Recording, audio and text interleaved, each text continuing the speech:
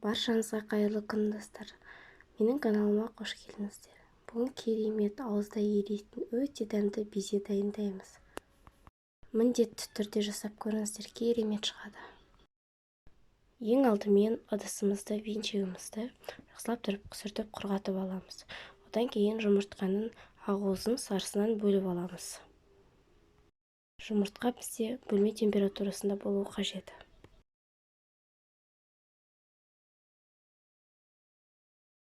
Ақуызды орташа жылдамдықпен миксерлейміз.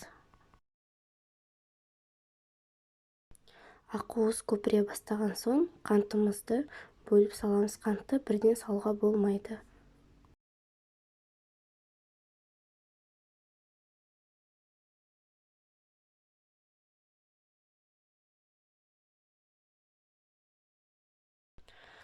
Дайын болған пышный массамызға қант ұнтағымызды кішкенеден қосып араластырамыз. Бәрін бірден салуға болмайды.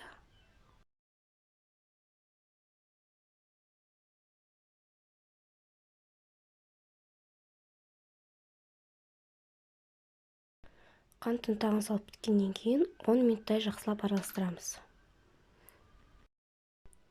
Бізде осындай керемет пышный масса шығады.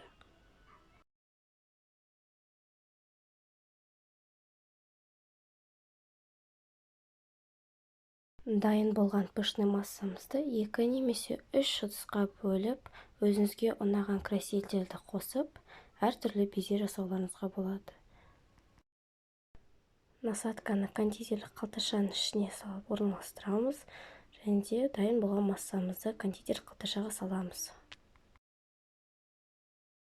Кондитерлік қалташаның басын қайшымен қиямыз, насадканы шығарып, безелерімізді жасаймыз.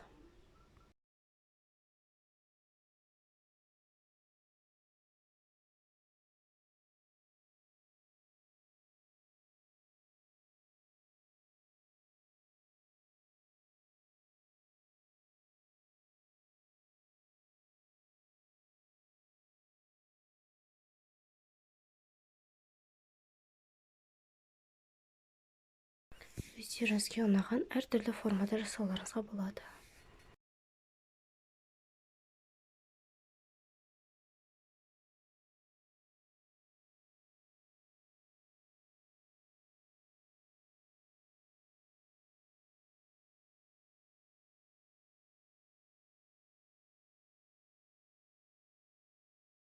Дайын болған безені пештің ең төменгі градусында 50-70 градуста 1-2 сағат кептіреміз. Менің видеомды қарағандарыңызға рахмет. Каналға тіркеліп, лайк басуды ұмытпаңыздар.